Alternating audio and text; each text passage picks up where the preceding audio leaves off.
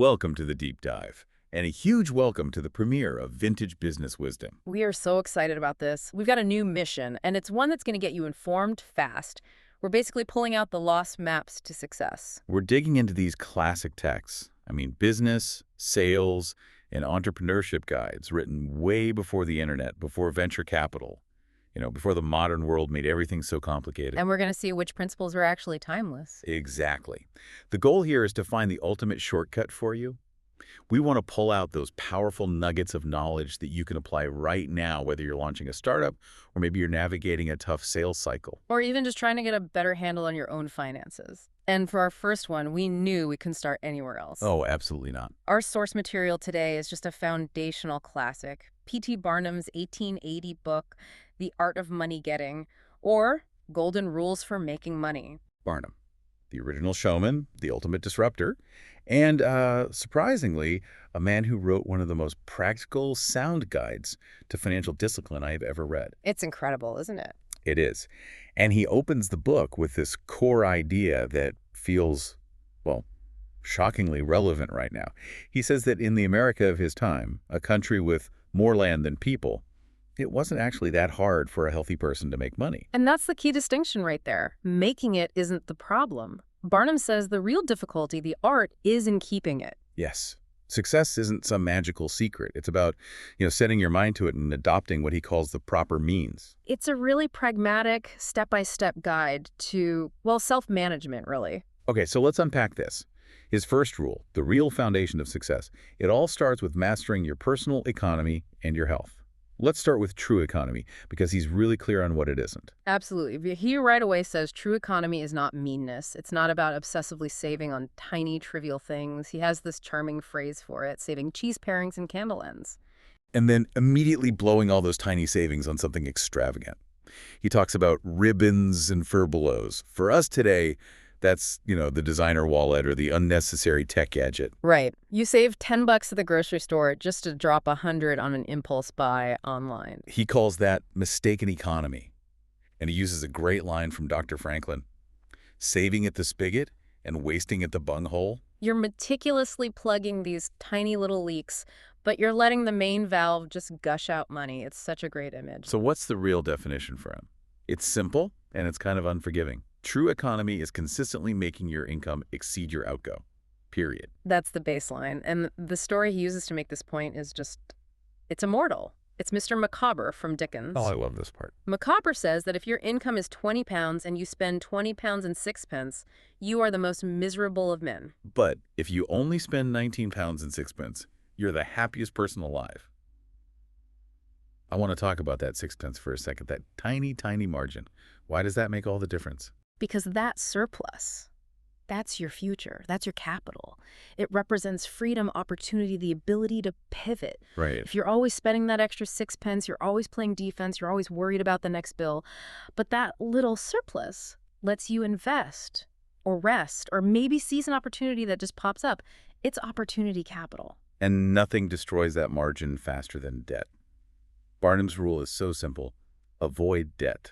He talks about debt in such visceral terms. He says it drags a person down and it robs your self-respect because you're always working for the past. He uses this phrase, working for a dead horse. Working for a dead horse. That's such a powerful 19th century phrase. Yeah. How do we connect that feeling to, modern life for someone listening right now? Just think about high-interest credit card debt. You already ate the meal, you already wore the jacket, and now there's nothing left but this obligation that just never seems to shrink. You're paying for something that gives you zero present or future benefit. That feels exactly like working for a dead horse. And he has this brilliant analogy for money itself. When it's working for you at interest, it's your most devoted servant. It works day and night, even on Sunday. He even throws in that funny line about the rigid Connecticut Puritan laws, saying even when they're in church, your interest is still working for you. But the second you're in debt, that relationship just flips completely. Money becomes this terrible master. The interest piles up against you while you sleep. The solution, which he calls the true philosopher's stone, is just pay as you go. Maintain that little margin of freedom. So that's the financial foundation. But he immediately pivots to the personal one. He says, Bluntly, good health is the foundation of all success and happiness. Exactly. And this isn't just about feeling good, it's about business acumen. How so? Well, he argues you need a clear, unclouded brain to succeed, to see that two and two make four, and to plan with reflection and forethought. Business success for him is mostly just about mental clarity. I think we really undervalue that today. I mean, burnout is almost seen as a badge of honor. Barnum rails against habits that muddle the brain, like tobacco and alcohol. He says they warp your judgment, lead to missed opportunities, foolish bargains. The message is clear. You can't make sharp decisions if you're constantly compromised or exhausted. That mental and physical clarity is non-negotiable. It's the ultimate competitive advantage. Okay, so once you've mastered yourself, you have to align with the market. He has two huge rules here. Don't mistake your vocation and select the right location. Mistaking your vocation, that means you're just constantly working uphill, fighting your own nature. Right. Barnum thinks success comes easiest when you pick a calling that's most congenial to their tastes. He tells this story about a learned blacksmith. The guy was a genius with languages, right? Right. But he forced himself to hammer iron. And he was miserable and inefficient. It just hits so hard today with all the pressure to take a high-paying job you secretly hate. Barnum's telling you, don't do it. You'll just burn out. Find the thing you do naturally, well, and happily. But even then, you need the right location. Yes. A genius hotel keeper will fail if the hotel's in the middle of nowhere. You need, as he puts it, elbow room. He tells a great story about a London showman he met. The guy was witty, inventive, a genius at his job, but he was running these penny shows in a tiny, cramped location that just couldn't support him. So Barnum brings him to America, promises him plenty of elbow room, essentially a new, less crowded market. And what happened? The man eventually became worth $60,000, a massive fortune back then, all from just finding the right geographical spot for his talents. It's the ultimate lesson in finding your niche. So we've got the foundation, you're solvent, you're healthy, you're in the right job, in the right market. Now what? How do you execute? Barnum's rule for this is just pure energy. Whatever you do, do it with all your might. This is all about go-aheaditiveness. Total determination. You have to work early and late, in season and out of season, not leaving a stone unturned, and never deferring for a single hour. He quotes Davy Crockett. Be sure you are right, then go ahead. This is the anti-macabre rule, isn't it? You cannot just wait for something to turn up. Because waiting, Barnum warns, usually leaves you to the poorhouse. You have to engage in personal exertion. He has that great analogy from Muhammad. Oh, tie thy camel and trust it to God. Exactly. You have to do your part first, secure the animal, and only then can you trust in luck or providence. In business, that means you have to master every single detail. The employer's eye is worth more than the hands of a dozen employees. You have to dive deep. Like Cuvier, the naturalist, who could identify an entire animal from a single bone. That's the level of mastery you need. And that focus on mastery leads right into his next rules. Use the best tools and be systematic. Barnum realized that, human effort is finite. Tools are what maximize that effort. And for him, that mostly meant living tools, employees with brains and experience, not just hands. You want the person with fingers that think, or better yet, the brain that thinks. You've got to constantly find ways to leverage intelligence and efficiency. It's about maximizing every hour, every lead, every single opportunity. Speaking of using the best tools to make money and never missing a single opportunity, just like Barnum preached, check out AISupportSquad.com. It's a 24/7 AI phone agent that answers calls, books appointments, and even participates in the sales process so you can focus on closing while the AI handles the rest. Head to AISupportSquad.com to supercharge your vintage hustle with modern tech. That AI concept is really the direct spiritual successor to Barnum's whole idea of being systematic. Totally. System means having a time and a place for everything, getting your work done promptly. A system lets you do twice the work with half the trouble. But here's the key question, which Barnum actually asks himself. Can you be too systematic? And the answer is yes, right? Yes, because the system has to serve the goal. It can't become the goal itself. He tells this hilarious story about a waiter at the Astor House Hotel. The waiter was so rigid that when a guest refused soup and asked for fish, the waiter wouldn't take the soup plate away. He just says, not till you hate your soupa. Ah. That kind of rigid thinking just destroys the customer experience. System is good, rigidity is bad. And this section ends with a rule that I think really challenges the modern idea of the side hustle. Don't scatter your powers. Right. He says you should engage in one business only and stick to it until you succeed. So is that outdated? I mean, everyone preaches multiple income streams now. I think. I think he's not arguing against diverse investments, but against scattering your main focus. If you're trying to launch a software company, write a novel, and day trade stocks all at once. You're spreading your mental capital way too thin. Exactly. To get to that Cuvier level of mastery, you need that singularity of purpose. Achieve mastery in one thing first. Then you can diversify your efforts. That makes a lot of sense. Deep execution over shallow dabbling. Now we get to the core of the P.T. Barnum brand. How do you reach the public? His rule is famously direct.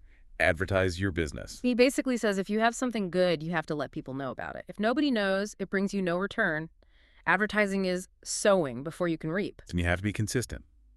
He talks about this theory that a reader sees the first ad, reads the third, looks at the price by the fourth. And buys by the seventh. So if you start advertising, you have to keep it up until people know who you are, or all that initial money is just wasted. The best example, though, is the Gin and the Hatter story.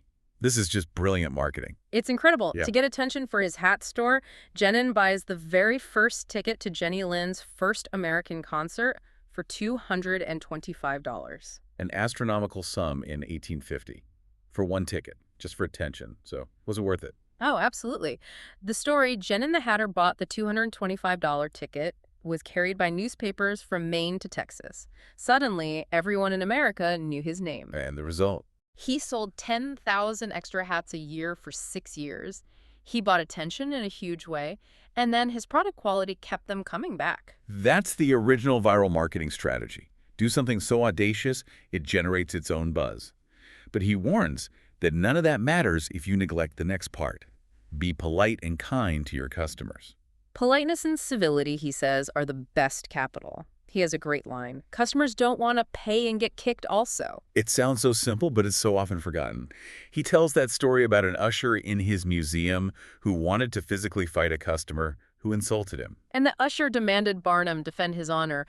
But Barnum's response was just so pragmatic and immediate. He just said, I cannot afford to lose a customer. That's it. The relationship, the future business, the goodwill, that was more important than an employee's insulted pride. The customer is the lifeblood. And finally, the ultimate rule that holds it all together, the capstone of the whole system. Preserve your integrity. He calls dishonesty the very essence of stupidity. Barnum basically argues that prisons are full of people who try to get rich dishonestly. It confirms that honesty isn't just moral, it's the best long-term financial policy. And why is that link so strong for him? Because a truly honest person, Barnum says, has the purses of all the community at his disposal. People trust you. Yeah. They'll lend you money. They'll buy your products. They'll believe in your shows. Without that trust, everything else will eventually crumble. So if we boil all this down for today, what are the top 4 insights we can apply right now?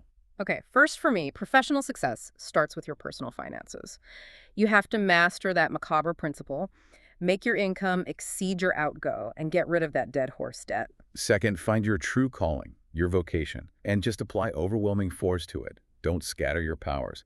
Find that sweet spot of talent and location, and then go all in with relentless determination. Third, your marketing has to be memorable and consistent.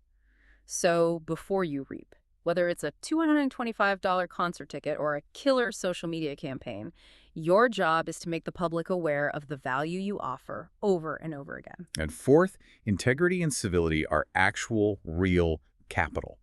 Your brand isn't just your product, it's the trust you build.